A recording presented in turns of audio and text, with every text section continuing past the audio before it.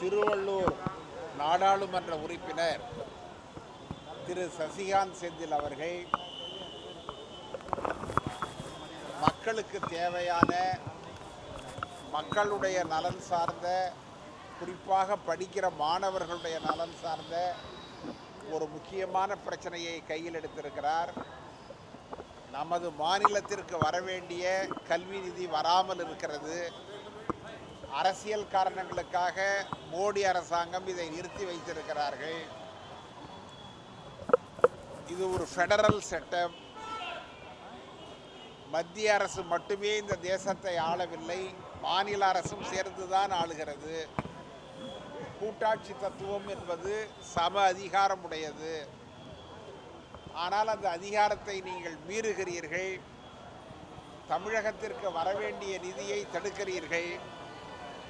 தமிழில் ஒரு பழமொழி உண்டு, எரியிற நெருப்பை அணைக்கணும்னா கொல்லிக்கட்டையை வெளியில் இழுத்துங்கன்னு சொல்லுவாங்க. கொல்லிக்கட்டையை வெளியில் இழுத்துக்கிட்டா அரிசி கொதிக்காது. அதை மையமாக வைத்து மோடி அரசாங்கம் இந்த தவறை செய்கிறார்கள். தமிழகத்திற்கு தர வேண்டிய கல்வி நிதியை 2 ஆண்டு காலமாக கொடுக்காமல் இருக்கிறார்கள். நாடாளுமன்றத்தில் பலமுறை பேசியாகிவிட்டது. எங்களுடைய நாடாளுமன்ற உறுப்பினர்கள் பேசியிருக்கிறார்கள்.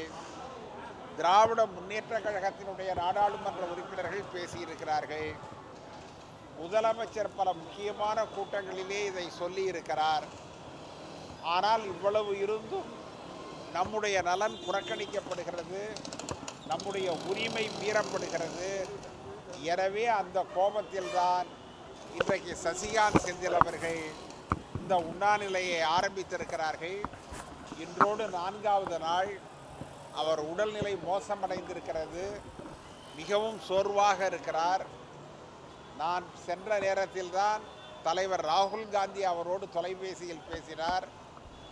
மல்லிகார்ஜுன் கார்கே அவர்கள் பேசினார்கள். கேசி வேணுகோபால் அவர்கள் பேசினார்கள். தமிழக காங்கிரஸ் கட்சியினுடைய பொறுப்பாளர் கிரீஷ் அவர்கள் பேசினார்கள்.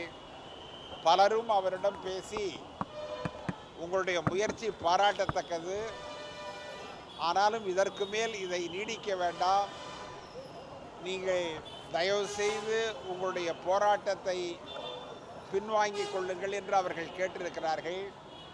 ஆனால் சசிகாந்த் செந்தில் அவர்கள் உறுதியாக இருக்கிறார். நான் கடைசி வரை இந்த போராட்டத்தை தொடருவேன் என்று அவர் கேட்டுக்கொண்டிருக்கிறார். என்னுடைய சொந்த கருத்து கூட, அவருடைய போராட்டம் மக்களிடம் சென்றிருக்கிறது. தமிழகத்தில் மட்டுமல்ல, இந்தியாவில் கூட முக்கியமான ஊடகங்கள் எல்லாம் இந்த செய்தியை பரப்பியிருக்கிறார்கள். ஒரு நல்ல நோக்கம், மக்களிடம் அது எடுபட்டு இருக்கிறது, சென்று சேர்ந்திருக்கிறது. எனவே அவர் தன்னுடைய போராட்டத்தை கைவிட்டு விடலாம் என்பது என்னுடைய கருத்து. நானும் அதை சொன்னேன். ஆனால் தோழர் சசிகாந்த் அவர்கள் மிக உறுதியாக இருக்கிறார். திரும்பவும் இன்று மாலை காங்கிரஸ் தலைவர்கள் அவரோடு பேச இருக்கிறார்கள். பேசிய பிறகு ஒரு முடிவிற்கு வரும்.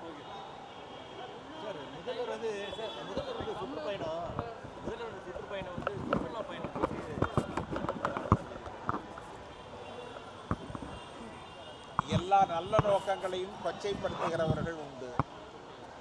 எனவே இதற்கெல்லாம் பதில் சொல்ல வேண்டிய அவசியமே இல்லை. முதலமைச்சர் தன்னால் முடிந்ததை செய்கிறார். இந்த மாநிலம் தொழில்துறையில் வளர வேண்டும் என்று விரும்புகிறார். அந்நிய மூலதனமும் அந்நிய தொழில்நுட்பமும் வந்தால்தான் ஒரு மாநிலம் முன்னேற முடியும். எந்த காலத்திலும் முதலமைச்சர் மாநிலுடைய முன்னேற்றத்திற்கு தடையாக இருந்ததில்லை. ஆனால் அன்புமணியை போன்றவர்கள் இதை ஆதரிக்க முடியவில்லை என்றாலும் கூட கொச்சைப்படுத்தாமல் இருக்கலாம் என்பது என்னுடைய கருத்து.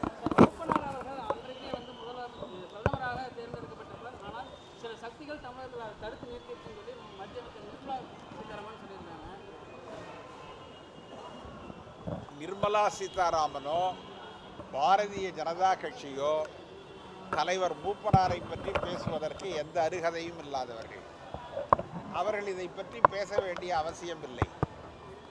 மூப்பனார் மீது அளவிடற்கரிய பற்று வைத்திருக்கிற நாங்களோ அல்லது காங்கிரஸ் கட்சியோ இதை பற்றி நாங்கள் எந்த விதமான கருத்தையும் சொல்லவில்லை. அது 15 ஆண்டுகளுக்கு முன்பு நடந்த விஷயம். பல கருத்துகள் அதில் இருக்கலாம். ஆனால் அதை சொல்வதற்கு பாரதிய ஜனதா ஏற்ற கட்சி அல்ல. நிர்மலா சீதாராமன் ஏற்ற நபர்.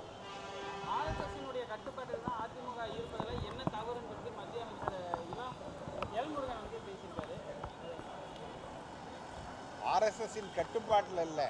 ஆர்எஸ்எஸ் கொடியவே கூட அதிமுக கொடியோடு சேர்ந்து ஏற்றிக்கலாம். யார் போய் தடுக்க முடியும்? நாளைக்கு எடப்பாடி இந்த 2 கொடியும் சேர்ந்து தான் பறக்கும்னு சொன்னால் என்ன செய்வீங்க? ஏன் ஆர்எஸ்எஸ் கூடாது என்று சொன்னால் ஒரு சிலர் கேட்கிறார்கள், ஏன் ஆர்எஸ்எஸ் கூடாது, ஏன் ஆர்எஸ்எஸ் கூடாதுங்கிறாங்க. ஆர்எஸ்எஸ் ஏன் கூடாதுன்னு சொன்னால், ஆர்எஸ்எஸ் மக்களை ஜாதி ரீதியாக பிரிக்கிறது, மத ரீதியாக பிரிக்கிறது. இந்த நாடு சுதந்திரம் அடைந்த பொழுது அந்த போராட்டத்தில் ஆர்எஸ்எஸ் பங்கு கொள்ளாத ஒரு அரசியல் இயக்கம். அன்றைக்கு எல்லாரும் பங்கெடுத்துக்கிட்டாங்க. பொது உடைமை கட்சிகள் பங்கெடுத்து கொண்டார்கள், திராவிட இயக்கம் பங்கெடுத்து கொண்டது, சோஷலிஸ்டுகள் பங்கெடுத்து கொண்டார்கள், காங்கிரஸ் தலைமை ஏற்று நடத்தியது. ஆனால் ஆர்எஸ்எஸ் மட்டுமே, ஆர்எஸ்எஸ்ஸினுடைய தலைவர்களோ, ஏன் வாஜ்பாய் கூட அரை மணி நேரம் கூட சிறையில் இருந்தவர் கிடையாது. சுதந்திர போராட்டத்தில் அத்வானி சிறையில் இருந்தவர் கிடையாது, மோடி இருந்தவர் கிடையாது, அமித்ஷா இருந்தவர் கிடையாது. எனவே தான் நாங்கள் சொல்லுகிறோம், இந்த தேசத்தினுடைய சுதந்திர போராட்டத்தில் கூட பங்கெடுத்து கொள்ளாத ஒரு எதிர் சக்திகள் அவர்கள். எனவே ஆர்எஸ்எஸ்ஸை மக்கள் வெறுக்கிறார்கள், மக்கள் ஒதுக்கி வைக்கிறார்கள்.